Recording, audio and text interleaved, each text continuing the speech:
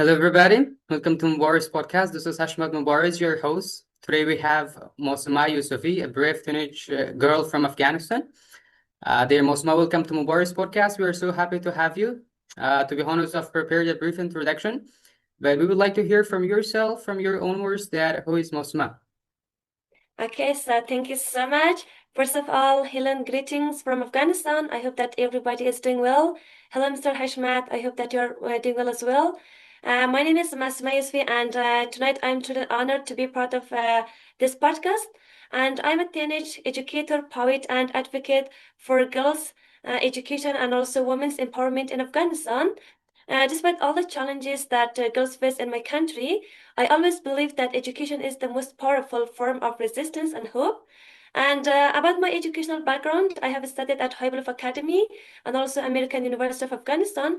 I have completed TTS program there, where I strengthened my academic and leadership skills. So alongside my studies, I have been teaching and mentoring many young girls and students, especially those who are living in my hometown, and I help them to build confidence and raise their voices. In addition, I'm serving as a mentor at Women Ascension. I'm working as a head at WAPJ, which stands for Women Ascension Peace and Justice. And I just want to work with inspiring leaders from across the world.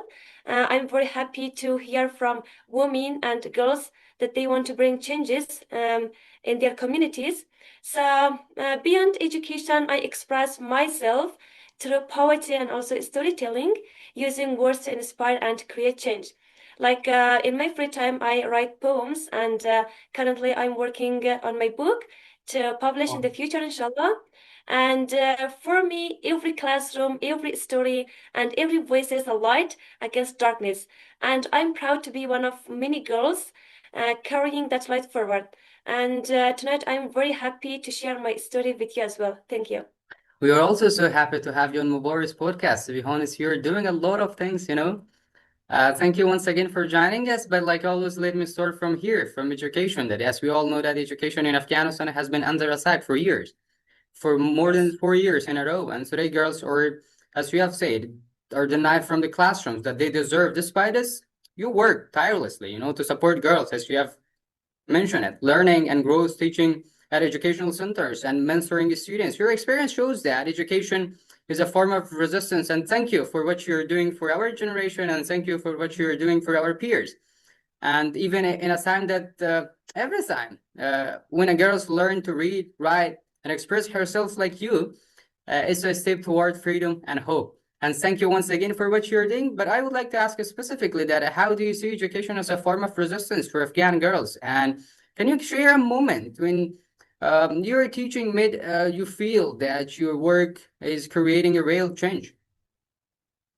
So basically, in my point of view, education is not just learning books or memorizing formulas. In my idea, it is a way to stand against silence. And truly, in Afghanistan, we are experiencing this situation.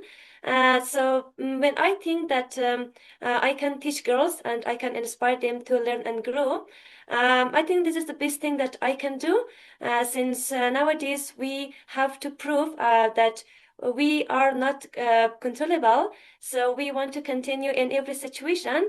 So I still remember one day one of my students said that, teacher, when I join your classes, when I come and see your lessons, it makes me to believe in myself.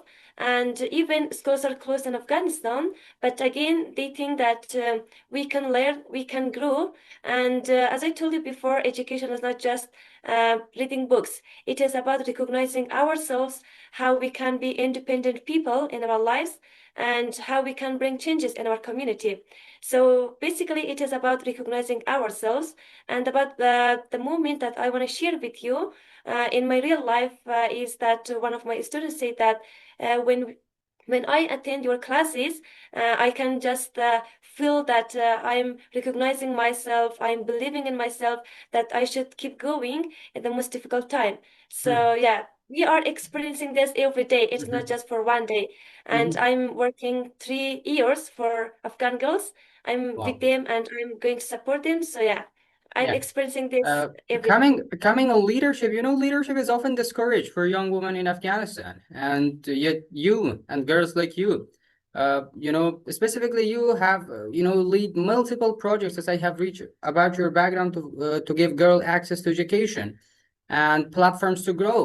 And this kind of leadership is showing courage, inspiring others and breaking through fear, which is something very outstanding for me.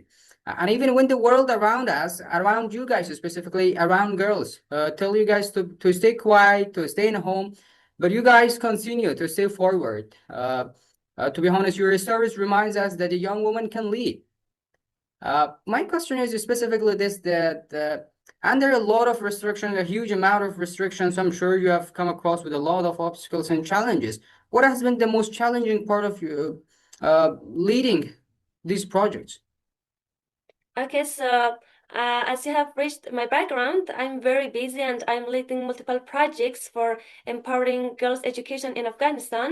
And in my idea, the most challenging part in my life and also in every girl's life in Afghanistan is that we are trying and we are working tirelessly to make changes and to improve, but we face some restrictions. For example, imagine that you're not allowed to attend school or you're not allowed to go to university when you finish school. So in my point of view, restriction is the most challenging part in every girl's life, in every girl's life in Afghanistan.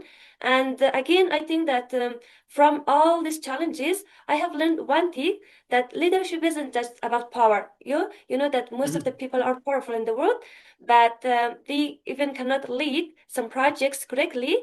In my point of view, it's about responsibility. It is about courage. It is about enthusiasm. So when I take one responsibility to lead multiple projects, I try my best to finish that project and to have a result, or I would like to have an achievement from that project. And the second one is courage. If you don't have courage, you cannot lead a small group of people. But if you have courage, even you're a small person, you can lead many groups. You can do a lot of things in your community. So I have a message to all the girls who are hearing my voice. I want to say that let's start from small things, okay? Just believe in yourself and never wait for permissions to make a difference. You can do everything, and it doesn't matter whether you're small or big. Just you need courage, you need enthusiasm, and you need a goal. You have to set a goal for yourself to keep going. Yep, but I completely agree with what you have said before that leadership is not always about power. Leadership is not about having a military. It's sometimes just to take care of those people who are at the right of you and taking care of those people who are at the left of you. And your work has crossed borders, through international conferences and online platforms by sharing ideas globally. You're connecting to struggles of Afghan girls to the world and making people see and understand the sad reality in Afghanistan, which is ongoing right now. If you see truly, this is revolutionary because it turns silence into conversation and isolation into solidarity. Many young girls inside Afghanistan may feel invisible, but the platforms like these remind them that they are seen, they are heard, and they are still supported by those genuine people that they are working around the clock to support them and raise their voices globally. My question is specifically is this, that how have international collaboration shape your approach to empowerment, and what do you hope the world can do to help Afghan girls right now? So actually, working with international organizations has shaped the way I see empowerment for Afghan girls. And talking with many different people from different countries reminds me that Afghan girls are not alone. The world is listening to us, and still there are some people in the world that they are going to support Afghan girls, and they want to empower Afghan girls. And I have been working with many organizations and many people from different countries. For example, I have conducted online sessions with different mentors globally, and we just made some classes like self-development classes, AI or Python, and also we had some literature classes for Afghan girls to study. And especially, we just had a lot of messages from our students who participated in self-development classes, Because in Afghanistan, I haven't seen that people are taught self-development in schools or some educational centers. In my idea, the girls need to recognize themselves. They need to believe in themselves, and they just want to uh, empower their brain by studying books. So this class helped those girls to improve a lot. They It just gave them motivation and courage to keep going. In addition, we just had some meetings with the World Program, which is Mhm. held by Japan, and there are many students from Afghanistan that they are attending those kinds of programs, and they just they have meetings with different students globally from every country. And I believe that if we continue like this, if I work hard, I can connect Afghan girls to different organizations and different schools across the world. Yep. So when I do this, yeah, what I hope for now is that the world continues to support us through scholarships, maybe, or through mentorship, or by giving us a platform to share our stories. This is the thing that the world or the people from different countries can help Afghan girls. And I think that just by being heard and just by listening to our voice, we can strengthen the girls in Afghanistan and we can continue. Yep. But as I have read about your background, you also describe yourself as a storyteller and poetry. If you see the history of Afghanistan, storytelling and poetry have been a powerful tools in Afghanistan history, carrying a message of hope, resistance, and identity. You have used your words to inspire others, to advocate for women's rights, and create a sense of community among girls. Stories can reach. I strongly believe this. Let me say this: that I strongly believe that stories can reach hearts in a ways that speech cannot. I strongly believe it, and I have completely understand this. I know that you personally love writing poems in Persian language, and you have written dozens of poems reflecting your experience, your hopes, and I've always had a deep love for poetry. A few years ago, around two, I think, or 3 years ago, I began writing my own poems in Persian language. I can describe it as a um, most creative part of my teenage, and it became a way for me to express my feelings, my hopes, and even my struggles in words that felt alive on that time. Unfortunately, I'm not writing right now. But my question is this from you: that how has poetry and storytelling helped you empower girls in Afghanistan? For me, poetry and storytelling is a way to change my pain into power. And this is the only thing that I feel comfortable when I have my pen in my hand. I can write down everything which is in my mind. When there's nobody to speak with, to share my story, my pain, there is my notebook, there is my pen, that which is my best friend, and I can share everything and I can write everything. And even like when I write something, it is something which is in my mind. And through poetry and storytelling, I think I can convey my message to the world. And this is the best way that I can use as a girl right now. When there is no way, I can just send my message to the world by my poetry, by my book, by my story. Yep. But my other question is this: that what strategies you have used to help girls? You have actually answered it, but I would like to specifically know that in the face of so many struggles, in the face of so many challenges, and in the face of so many restrictions, what keeps you motivated to keep going there? So this is the best question, and I want to tell you that the best thing which motivates me to continue is seeing beautiful and happy faces of my students. Like in the class, I just don't want to teach them grammar or maybe words or book. I want to motivate them. I want to let them know that they are important. They should not think that they are alone. And what motivates me every day to continue despite all the struggles and difficulties in the world is seeing the beautiful faces of my students.